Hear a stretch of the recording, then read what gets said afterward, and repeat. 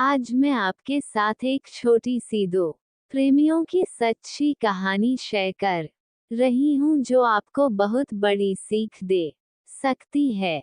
ये है तो दो लफ्जों की कहानी, पर ये कहानी आपके सोचने का नजरिया बदल देगी और आप बदलने पर मजबूर हो जाओगे। तो आइए पढ़ते हैं टू प्रेमियों की कहानी। प्यार करने वाले अपने प्यार का दिखावा नहीं करते हैं, लेकिन फिर भी उनका प्यार हर कोई देख और महसूस कर सकता है। वह आदमी उसे बहुत मोहब्बत करता था और उसकी प्रशंसा भी खूब करता था। लेकिन कुछ महीनों बाद उस आदमी की खूबसूरत बीवी त्वचा रोग से ग्रस्त हो गई और धीरे धीरे उसकी खूबसूरती कम होने लगी। वो सोचने लगी और उसे डर सताने लगा कि अगर मैं बदसूरत हो गई तो मेरा पति मुझसे प्यार करने की बजाय नफरत करने लगेगा और वो खुद के प्रति अपने पति के द्वारा नफरत बर्दाश्त नहीं कर सकेगी। किस दिन उसके पति को किसी काम से बाहर जाना पड़ा और उसकी किस्मत ऐसी फूटी कि जब वो अपना काम पूरा करके घर अपनी पत्नी के पास वापस आ रहा था, रास्ते में उसका एक्सीडेंट हो जाता है और उसकी पत्नी को खबर मिलती है कि उसके पति की एक्सीडेंट। दोनों आंखें चली गई। जब उसने अपने पति को देखा तो इसमें कोई शक नहीं था। फिर भी इसी हालात में उनकी जिंदगी बीतती रही। साल बीतती गई और महीने आते रहे और जाते रहे। अब तक उस लड़की की खूबसूरत बिल्कुल गायब हो गई थी, पर उसके अंधे पति को इस बारे में कुछ पता नहीं था कि उसकी खूबसूरत पत्नी अब कैसी दिखती है। इस कारण उन दोनों के प्रति एक दूसरे की मोहब्बत बरकरार रही और वो आदमी उसे ऐसे ही प्यार करता रहा।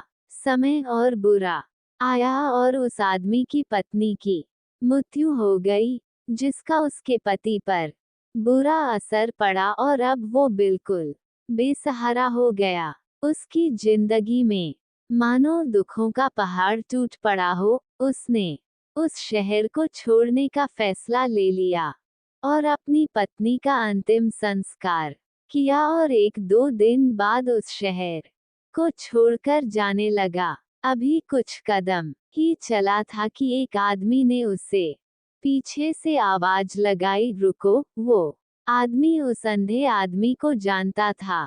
उसने अंधे आदमी से कहा, अब तुम किसके सहारे अपनी जिंदगी का बसर करोगे? इतने साल तो आपकी पत्नी ने आपका साथ दिया और अब कैसे चल पाओगे? ईश्वर ने आपकी आंखें जो छीन ली है।